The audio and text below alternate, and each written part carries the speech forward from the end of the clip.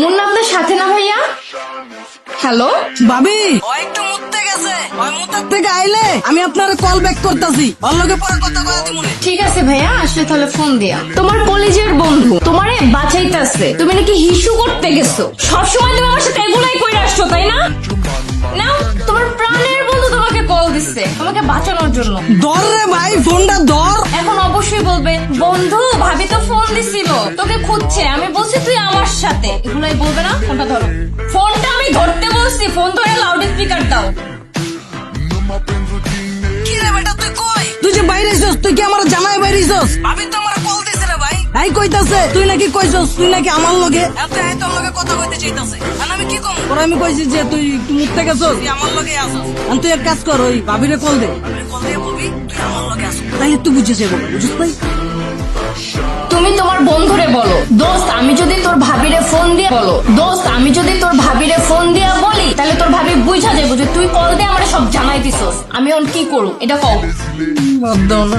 কম না কইতে কইছি ক।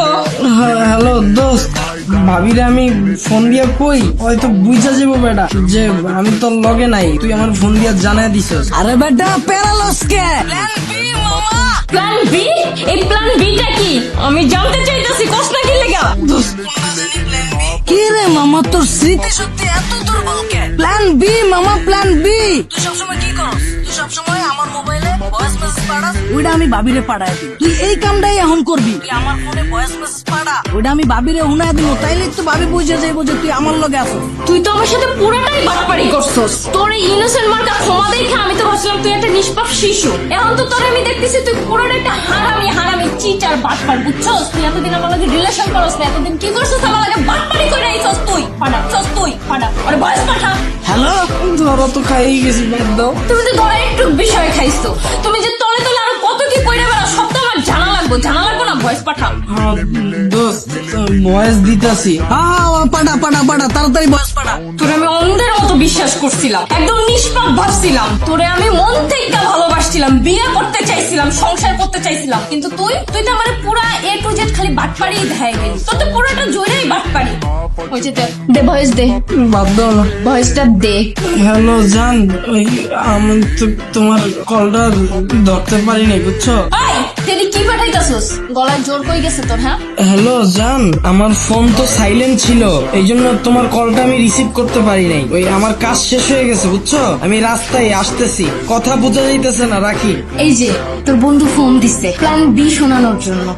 হ্যালো ভাবি। হ্যালো ভাইয়া বলেন। হ্যাঁ আয় পড়ছে আপনার কথা কোনার লগে। হ্যাঁ আপনার কথা কোনার লগে। হ্যাঁ যা বলো। হ্যালো জান, আমার ফোন তো সাইলেন্ট ছিল, এই জন্য তোমার কলটা আমি রিসিভ করতে পারি নাই। ওই আমার কাজ শেষ হয়ে গেছে, বুঝছো? আমি রাস্তায় আসতেছি, কথা বোঝা যাইতেছে না, রাখি।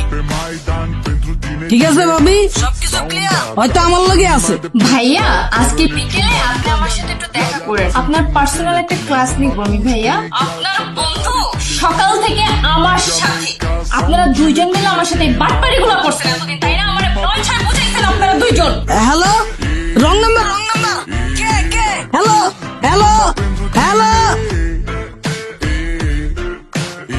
আপনারা অনেকে জানেন গত 10-15 দিন আগেও আমার পেজে শুধুমাত্র 2500 ফলোয়ার ছিল।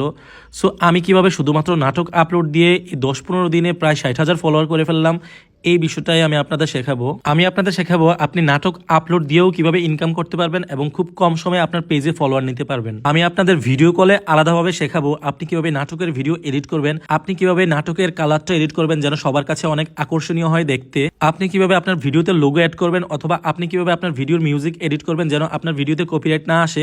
এই সকল কিছু জানতে আমাকে ইনবক্স করুন। অবশ্যই এটা পেড সার্ভিস, আমি যখন আপনাদেরকে সময় দেব আপনাদেরও উচিত আমার সেই সময়ের মূল্য দেয়া। ধন্যবাদ।